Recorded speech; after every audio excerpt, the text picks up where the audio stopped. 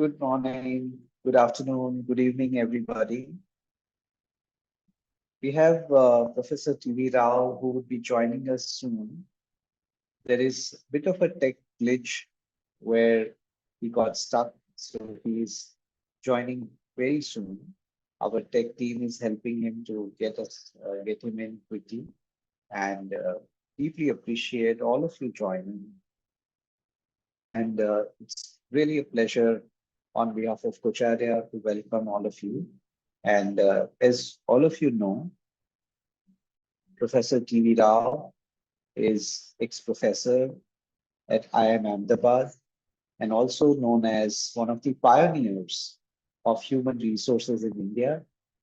I am sharing this in his absence he said, don't call me father of HRD in India, call me one of the pioneers. So how humble he is that all of you know.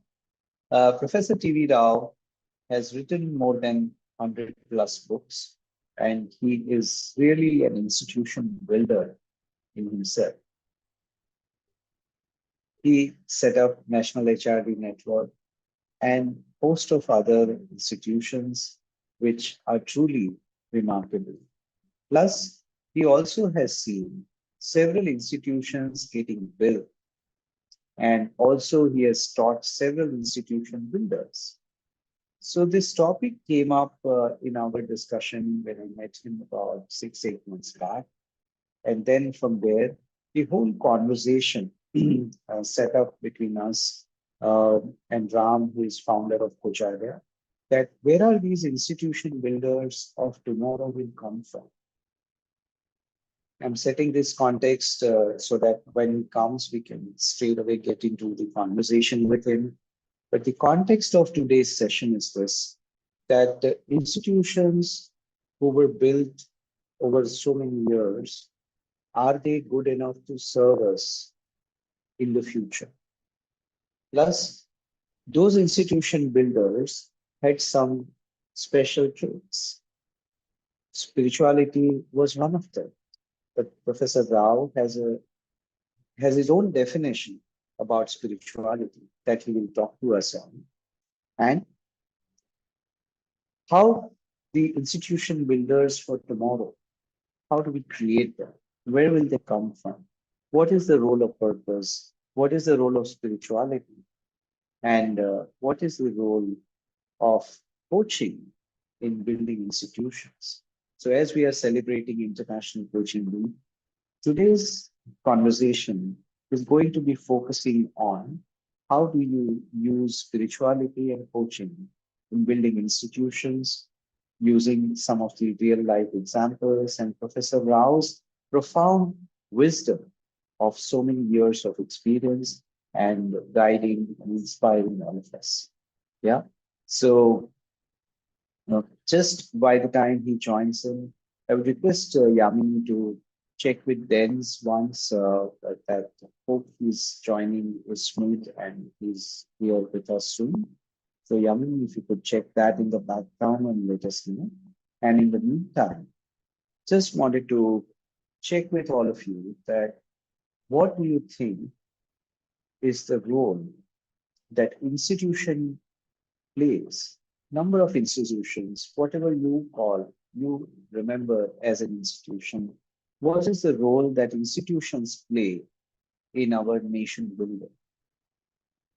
So any responses in the chat box will be more than welcome.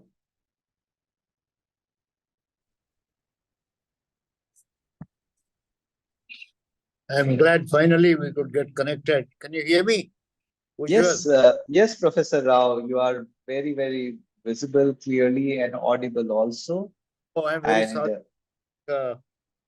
Somehow I have too many gadgets here, and I think too many IDs, and then it creates confusion. Sorry to have no problem. No problem, Dr. Rao. Every moment with you, whatever moments we are destined to get with you, we are very happy to get. We have people joining us, by the way, from across the world, across the continents, and I have already set the context with them. and we are ready to listen from you. And is it okay if I start with a few questions and then we take it forward from there? Oh, wonderful. Yes, start. Okay. Okay. So, sir, I was mentioning about our conversation a few months back, and we were talking about institution building and institution builders and what role one-on-one coaching, team coaching can play. And from there on, the element of spirituality came in. Yes. So, yeah, so I wanted to check with you. You mentioned that actually you have your own definition, which is you said that being spiritual is actually nothing which is out of this world. Being spiritual is about being human. So would you like to explain to us and expand on that? Well, actually, this has a little bit of a story of human resource development. I think in mid 70s we started HRD with a systems approach, in which we said that the ultimate purpose of human resource development is to create happiness at work. Those Mhm. days we didn't use the term happiness, we used the term commitment, but subsequently happiness, joy, and other things came into existence. They are more or less same. If employees have to be committed and enjoy their job and give their best, they have to be treated humanly, and you need somebody to do this. And that is how we created a human resource development department and identified a few tools. These were performance appraisal. Now we don't like the term appraisal. We call it performance development, performance management, career planning, feedback, and counseling. Later, counseling became coaching and things like that. So, what happened between 1975 and let's say 1995, 2 decades later, we discovered people use our systems, but use systems for their own sake and forget the purpose of the systems. The purpose is to make people enjoy their work. That is what it was. That is when I wrote an article saying that performance appraisal is not for target setting alone. I think the rather than the format of appraisal, the spirit of appraisal is important. That is where I think the human spirit came into existence. What is human actually? When you look at human resources are human. Human to be human means what? To respect each other, isn't it? You respect each other. So when do you respect people around you? You respect people when you respect yourself, right? You should be very secure kind of a person. When you respect yourself, you discover a lot in you. And when you respect others, you create circumstances where you help others to give their best. And I think it's a mutual kind of a coexistence and so on. So what does human involve? Human involves mutual respect and empowering each other, Mhm. right? And creating a world where we can coexist by getting the best out of each one of us, self as well as others. And ultimately, for what? For peace and for happiness. So, HRD is for peace, or for that matter, anything. Coaching is for peace, coaching is Mhm. for happiness. Now, I said institutions, when we were discussing, institutions are great places where we can teach people to be human. That means spirituality. Uh, you look at what are the institutions we have: schools, colleges, universities, then hospitals, financial institutions, which are banks and other institutions which finance people to again lead a purposeful life, government institutions. Okay. Exclude normally what we talk of organizations, all institutions which are set up with a purpose. The purpose is to serve each other, serve others. I think our institutions now see the innumerable number of that number pass through these institutions. So when I say, I think teach people in these institutions to be human. Every child, every college student, everyone needs to be human. That means develop self-respect, respect for others, respect for everyone, around. Teachers to respect children, children to respect teachers, Mhm. parents, so on. So that is what I say. Spirituality in institutions means being more human. Respect. Spirit comes from within. I think that is what I hope that makes the conversation clear. I think Absolutely. to be human is means to be spiritual. It is the human beings who operate with spirit, who can generate spirit. Spirit means that gives movement, motivation, values, all these kind of things. Yeah. Yeah. Yeah, makes sense. I think that's very nice. We are sorry for this inconvenience. We'll continue the conversation. Then, in case you are able to hear me, um, he will call you on your phone, and is that possible that you could loop him in through audio? And he is very much willing to continue with the conversation. Okay. Yeah. So this is yes, Anshul. I acknowledge that.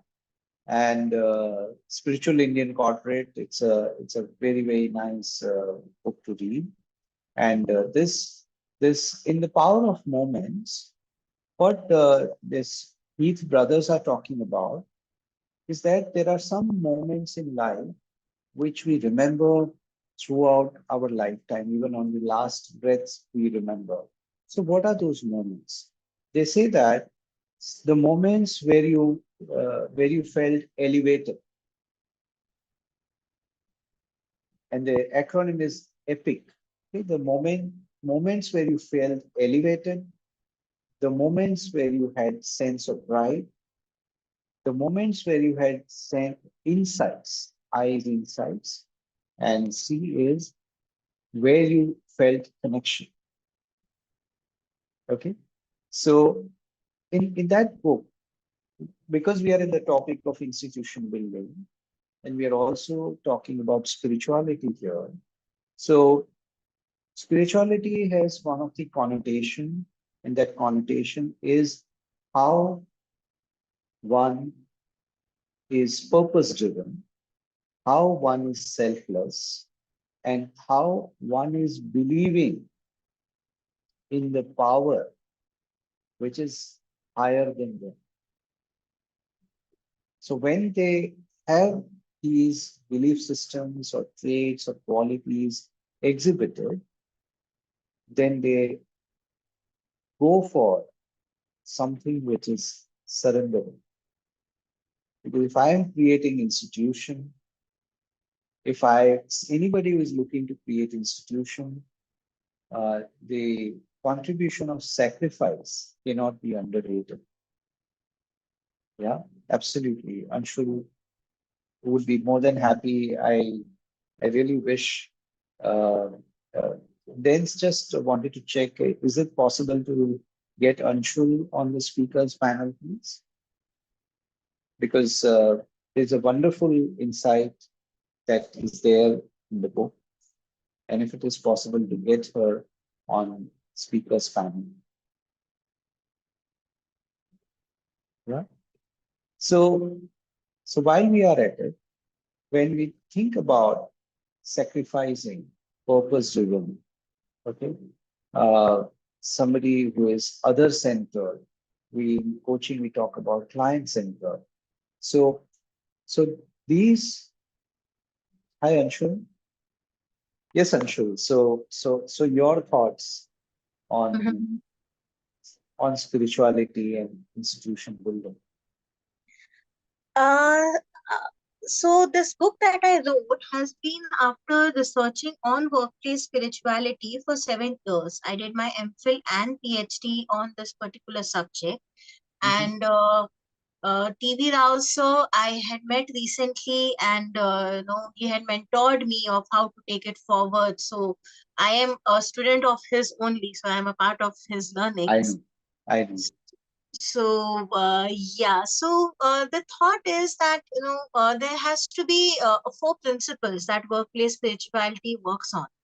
That Mhm. is, finding meaning in life through work, having connectedness at your values and organization values matching, and having compassion at So when the institutes work on these principles of spirituality at workplace, that is when spirituality contributes to the institution building.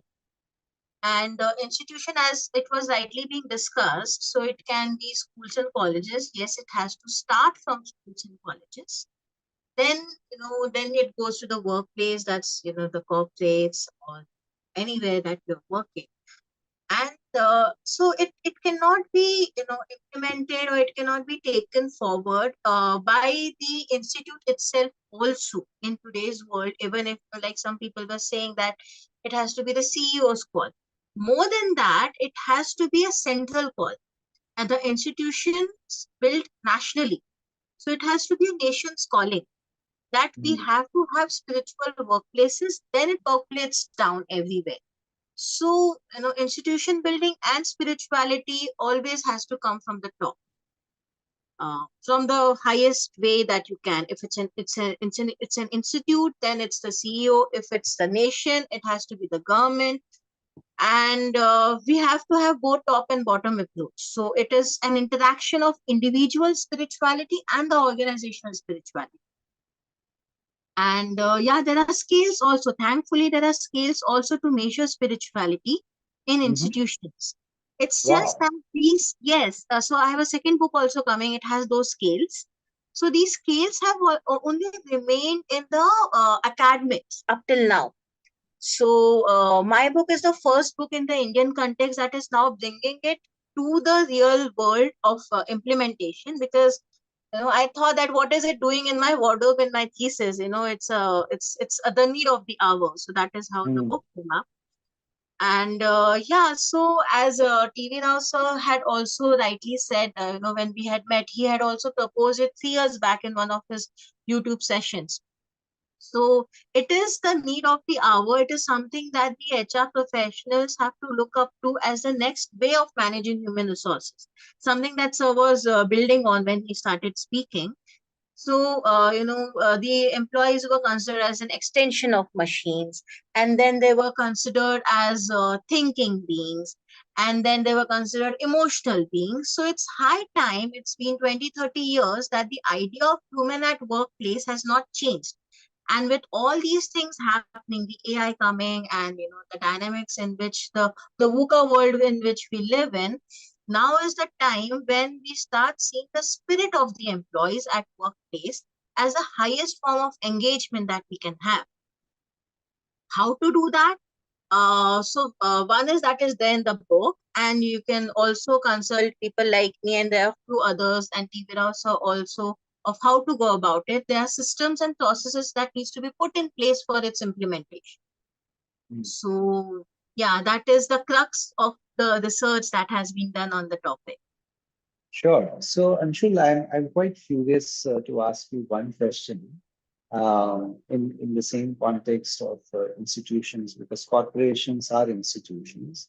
Generally, in corporates, spirituality, etc., it is considered as taboo or something that we are all professionals. We are here to deliver numbers. We all have business strategy, and spirituality is all about uh, running away, going for meditation, going into retreat for a few days is fine.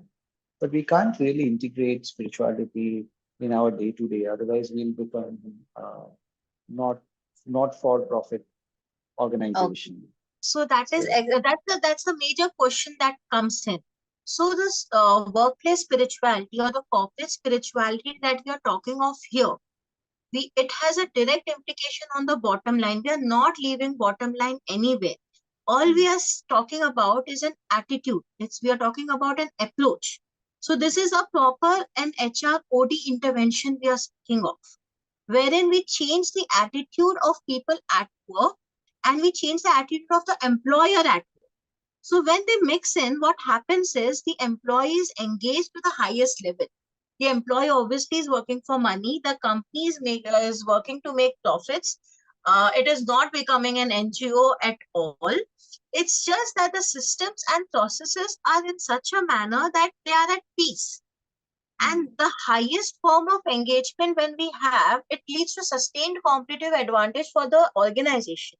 Because what happens is, like I am there and there are 10 more people, we are unique individuals. And when the employer is able to tap the uniqueness within us, that is a competitive advantage that the employer has vis-a-vis his or her competitor, because these people are not there over there. So we are talking about that. We're talking about honing the spirit of the employees. Where sir was starting, he started with the spirit of the employees. Spirit. Yeah. So we are tapping the spirit of the employees, and then we are saying that it leads to sustained competitive advantage.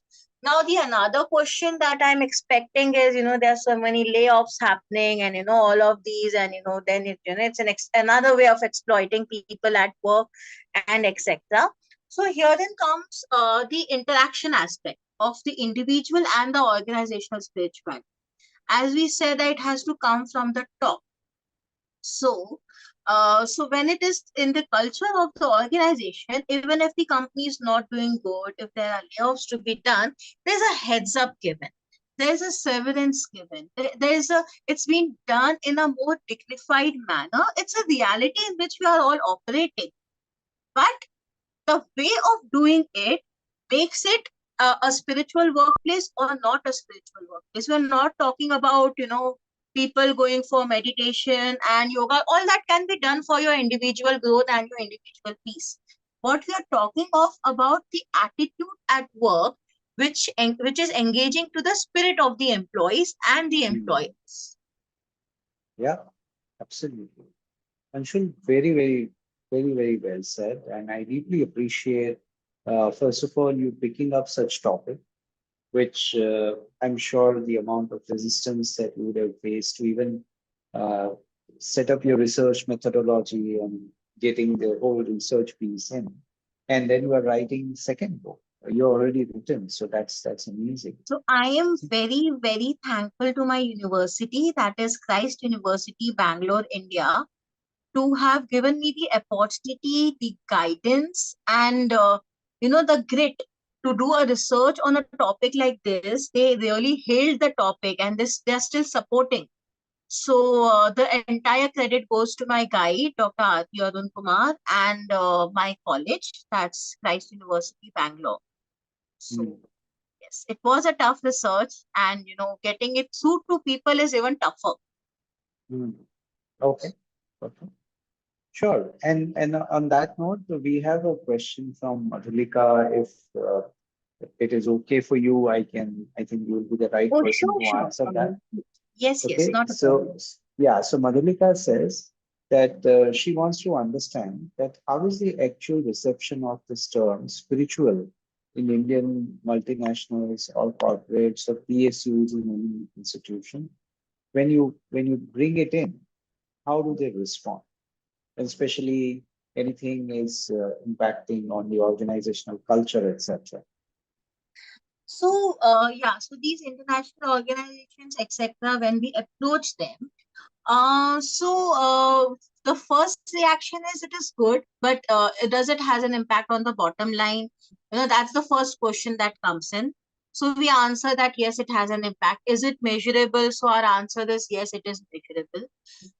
So as a part of implementing spirituality at work, we have been actively working on three-pronged approach, wherein we have people from the government policy making, wherein we have formed a committee of people, researchers from IITs and IIMs who have spent their life more than me also working on the topic. So we are giving suggestions to the government so that they can have guidelines of how there can be a more humanistic way of managing people at work. So one is that, so that will ease out people, the CEOs, etc., from the institutes, that okay, now there's a guidelines, so now we can take it up. And once it is taken up, then it's a culture. It is like Robert Beniston's 4-minute run. Once he did it, everyone did it. So it's just about breaking that barrier. Yeah, yeah, absolutely.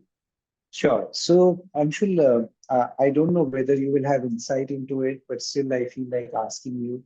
that when we discussed, as I mentioned with Professor Rao, we mentioned that if you want to create the institutions of tomorrow, you need to have a strong purpose-driven people who are willing to commit, like same thing that you are also talking, but in slightly different manner. But I think we are all on the same page there. So he mentioned that coaching has a significant place in building the institutions of tomorrow, maybe Exactly. government, civil society, corporations. So would you have any insight, a one-on-one coaching or team coaching will Yes. have that place? Anything you would like to add? Yeah, to share with you the experts from the meetings that we had from people from IITs and IIMs and people researchers like me who are giving advice to the government of how to make around policies surrounding it. One major thing that came up was when it is being taken up centrally, it is when coaching institutes like yours, ISTD, etc., has to take it up as active coaching, Hmm. because unless we do it, unless we have coaches who coach on spirituality at work, who understand the subject and coach people, mentor people widely, it is only then spirituality can contribute to institution building. So Yeah, coaching is very much vital if we have to put the system in place. sure, sure. Yeah, thank you, Anshul.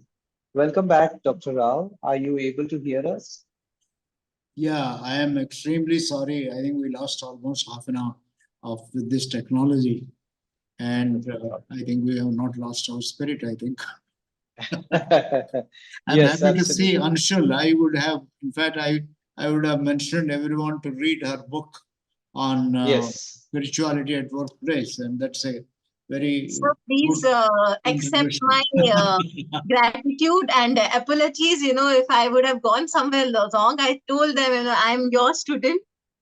So Yeah, go ahead. Sorry, we lost a lot of time, and I don't mind staying beyond, but I think it's testing the patience of your listeners. No problem. Jamal, just go ahead. Yeah, yeah. No, We no started our problem. conversation with the first question. Yes, yes, yes. So, Dr. Rao, we are exactly at the same point where Anshul has just mentioned, and you mentioned about the spirit. So, you always say, Professor Rao, that institutions and organizations have spirit, and we need people with purpose, with commitment, with readiness to sacrifice. So, would you like to throw some light on the purpose, role of purpose in institution building? Well, actually, one thing that distinguishes institutions from organizations, if at all one has to look at, is the what we call as superordinate goals, which institutions have, not ordinary goals. They are not commercial entities. Yeah, Unfortunately, some of the institutions have made them more commercial. But education, health, all these are meant for service. Any yeah, institution that starts with a purpose. yeah, And I think if it is constantly communicated, that gives the spirit. I remember when I joined IIM Ahmedabad, I think every institution I worked had a purpose, and I was very much touched by them, irrespective of the period of your working. Like in IIM Ahmedabad, I had the good fortune of listening to Ravi Mathai, who was the first full-time director after Vikram Sarabhai. He said the purpose, the institute mission, I mean, different terms are used. The mission of this institute or the purpose of this institute is to professionalize management in all sectors of the society. 1973 December, till today I remember this. And at every point, whether we are talking to doctors or we are talking to NGOs, besides, of course, managers from corporate sector, we will talk of professionalizing management. It inspired so many people. I'm sure you've heard of a person like Vijay Mahajan, who did his postgraduate program at IIM Ahmedabad and started Pradhan, meant to professionalize management in not-profit sector. So it is this mission of the institute, the purpose of the institute, Or another person who didn't want to apply, who didn't want to go for loans and started an idli factory, which feeds so many people. Or another person who decided to forego. I mean, once you pass through IIM, you have quite a great job, financially very remunerative and so on. Now there is another, I can tell you many stories like this. This person said, I studied in a public school because my father happened to be the deputy GM in a public sector. I was lucky to study in a public school. But what happens to millions of students who don't have an opportunity to go to public school, who are in municipal corporation schools or rural schools? Can I teach them? Can I teach them math, science, and other parts and make them like me? And he started, instead of picking up a big job, he started a very interesting organization which teaches science and maths to school children. So, the purpose inspires. While a large percentage may go for profit-oriented jobs, etc., they're a good percentage. Even those who join corporate sector, I think work with a purpose, which is value-driven and so on. There could be distinctions. So this is the beauty of purpose. Purpose gives the spirit of an institution. And quite often, if you forget that purpose, you lose the spirit. Then you start playing politics, you start working for other kind of things and so on.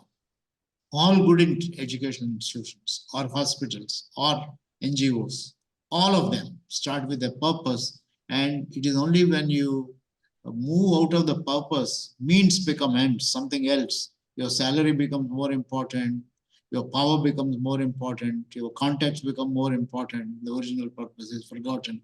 Then I think institutions falter. That is when people lose commitment because they start playing games and so on.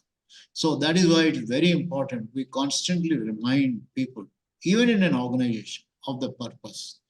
The beauty of institutions is if you are constantly reminding people, you are getting people to be committed to a cause, and they derive a lot of spirit out of this. That is to me spiritualism. Your motivation, your strength, your energy that is derived out of a feeling that you are working for a larger purpose. I think this is what, in fact, I mentioned in my book, Effective People, where I categorize people as effective, very effective, and super effective. And I found people who I defined effectiveness as discovering one's talent and using it to make a difference in the lives of others. So I have come across people who do that. Even if you do your job very well, you are an effective person. You are already an institution builder. A good professor, a good teacher in a school or a professor in an institute is already an institution builder because you are working for impacting the students. Now, this is what we require when we talk of coaching. We need to coach people, help people to remember unhappiness comes from loss of purpose. So coaching, therefore, is sometimes getting people to remind them the purpose of the institution and things like that. I mean, I can go on and on, Vijayawal. I think so. That is, I think, the beauty of purpose.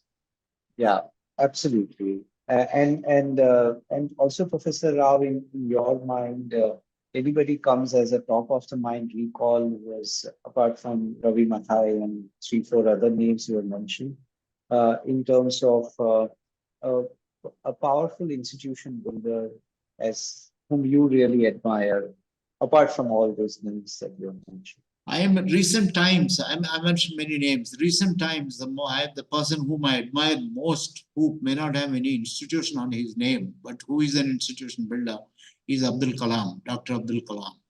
Yeah. I think every institution where he has worked, and he I think, lived for a cause.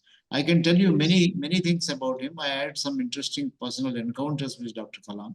But most impressive thing was, Vijay, what happened in Ahmedabad about a year back, the Swaminarayan sect, the maps, they had almost for one full month, a lakh of people attending every day, various events in Ahmedabad. Such a great institution. Dr. Kalam, he is one of the admirers of and then he quoted in his book how when he was when he was debating about whether he should seek the second term as president or not. Yeah. I think there are many such stories. Yeah. I also mentioned Anil Gupta, an ordinary person. He still is living in Ahmedabad. Professor Anil Gupta is one among the professors. Started Srishti Innovation Foundation, goes to schools, so many things he does. I think to me he is a great student. I can name innumerable number like this. I think every one of us has some component of institution building in us. We just have to recognize that. That is the most Yes. important thing. Yeah. Yeah. Thank you. Thank you, sir. We have one question from Anuradha. If it is okay, I can share with you. Yeah, sure. Yeah. She mentions that how do you seamlessly bring in spirituality in organization without creating resistance from within and separating it from becoming restrictive and coloring it with traditions and rituals? So, is Well, there a first way? thing, well, actually, I wanted to start when we began. I wanted to start with with uh, a very clear confession that I am not at all religious in the term. I separate spirituality from religion. Spirituality cuts across all religions. It deals with the spirit, and I believe every religion practically says that the God is in you. You are the God. Aham Brahma in this one, or love your neighbor as you love yourself. If you talk of any, pick up any religion, or even the other day when Marshall Goldsmith talked about Buddhism, I think Yeah. it is ultimately discovery. You discover everything is in you, happiness, unhappiness, everything is in you. I mean, that is what it is. So if you treat spirituality in that way, separate it out from religion. In fact, as I was listening last night to Dr. Soni, I was remembering what I have learned in terms of spirituality from religions. I Mm. remembered whatever I have learned about, let's say, Hinduism is from N.T. Ramarao, a famous film actor. From the films that he acted, various characters, whether it is Ravan or Ram or Krishna or Karna or Duryodhana, all these, I think you use it to take the goodness in him. So to me, spirit is the goodness. Even if you treat somebody as not such a good person, there is some goodness in the person. That is the most important thing that we have. That is what I acquired. From Jesuits, I was a student of Loyola College. From Jesuits, I acquired an understanding of the devotion, self-renewal. They used to conduct retreats and treat every child as and teach them a little bit of moral science. So again, the spirit of equality, spirit of commitment. Or in recent times, if you look at, I think people like Sadhguru or Sri Sri, or from Chinmaya Mission. I used to interact with Swami Chinmayananda, not too closely, but I think used to talk, listen to him. In fact, I invited him once to IIM when I was PGP chairman. That was a beautiful talk that he has given. Now, if you look at all these people, religion is one part, but I think the spirit which they talk of, the human, every one of them ultimately say it is the human being. Now, in the question that Anuradha asked in organizations, how do we? So I think we have to understand that we are working with this inner spirit of individuals. Mm. Now, when systems become overpowering and spirit becomes, I think, like Anshul has written a very interesting sentence, a very interesting paragraph in her book. When a human being in your work, if you start feeling upset, why are you upset? Because the way you are treated. An upset human being, somebody who is unhappy, is not likely to give. So you are capturing the negative part of it and so on. That's why she talks of the role of HR in making people happy and things like that. So my suggestion would be in creating spirituality in organizations or institutions, we should differentiate. We shouldn't bring in controversial kind of issue. It's not faith. It is it's a belief in oneself. It is a belief in the power of human being. Yeah. Today you look at AI. What is AI? It's an invention of the human being. It is a spirit. It can be used for destructive purposes. It can be used for constructive purposes. So I think what we need to examine in organizations is what is the positive spirit we can create in organizations? What do we need to do? This needs continuous reflection.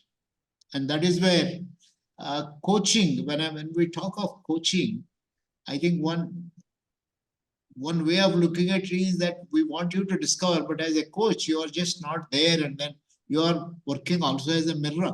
You are helping the person to discover how sometimes his or her actions could lead to some disastrous consequences for others, not by advising, but by helping the person to generate alternatives, look at what, raising simple, non-directive questions and things of that kind. I think that's what I don't know if I answered Absolutely. your question of Anuradha, but I think these are so many things. Yes, yes. No, thank you, sir. That was a very, very profound answer. And we are almost on the top of our time. So instead of taking more question, if I may ask you to, if you want to give a message to all of us in terms of how to invoke spirituality in the way you have defined in in all of us as individuals, our families as an institution, our organization as an institution, and also something working towards the higher self. So any message that you would like to give it to us as an, it will leave an inspiration mark on all of us, indelible mark on all of us. So let us know, sir. I think the only thing that I think we are not doing enough, but we should do enough is a continuous self-renewal. We need to renew ourselves. And by renewal, I mean often we forget the purpose for which we are living Yeah, and succumb to the means. Means become ends. I've observed this in organizations and institutions everywhere. You start a particular program with a purpose, the original program is forgotten, the purpose is forgotten, the program is a success. You continue doing the program because it has been a success. And you start yeah, counting in terms of number of participants, how much income we have earned, but forget that, look, this program is of no consequence at all. The original purpose is not being served. So my advice to everyone will, same thing happens in our lives. I think we need to constantly review, relook at our actions. How do I spend my day? How am I spending my day?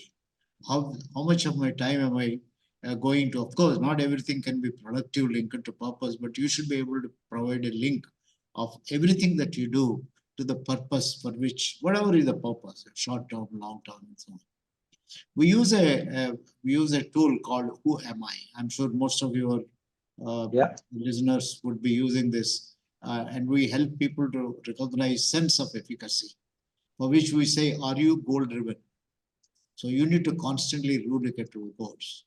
Then number two, once you're goal driven, are you aware of your resources? You know what you are. Take a piece of paper and identify all your what inner strengths that you have. I'm sure. And if necessary, you ask people. Then we say that, are you proactive? Take initiative. Okay, and so on and so forth. I think this self-renewal, periodically asking yourself, who am I? What am I doing? Am I using my time productively? Is it making a difference in the lives of somebody? At least in my family, in people around, for myself, and so on. I think that is what I would recommend. Periodic self-renewal uh, and relaunching yourself.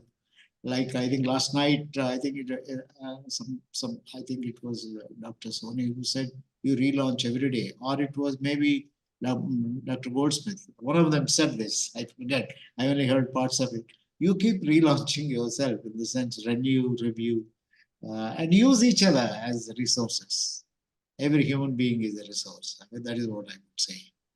I'm sorry. I think we lost quite a bit of time with this technology. I hope whatever little we talk, 15, 20 minutes, that is of some use, whichever. No, definitely, Dr. Rao. As I said, that all the wisdom from you, whatever moments that we get from you, is definitely like a gift to all of us. So thank Oh, you it's for very nice. gracing the occasion. Thank you for joining, and also Anshul, I would like to thank you and for taking The whole piece complementing very well into the context today. We congratulate you for the work that you are doing, and also all the best for your next book as well. And we wish everyone who joined today to thank you for your patience, and we deeply appreciate you joining. Just to let you know that at Coacharya, the ICW celebrations will continue. So we just said that apart from this knowledge and wisdom sharing sessions, uh, those of you who would like to join coaching or would like to also experience the enhancement. So we also have some financial benefit. Our founder Ram has kindly, permitted that if anybody is willing to sign up for our courses, you can reach out to support@coacharya.com, and we will have a financial benefit as well to all of you. So that's something towards the end I would like to share. There are some discounts on offer. So do let us know your interest, and we definitely would like to see you again tomorrow. And Professor Rao, we are indeed gratitude to you, and look forward to meeting you on the next time again soon. Thank you. Thanks for that. Thank you. Thanks a lot. Thank you. Thank you. Thank you. Thank you. Bye, everybody. Once again, sorry, apologies for No problem. No problem, sir. technology. No, that's okay. No problem, sir. Okay. Yeah. Bye bye, sir. All the best. Bye.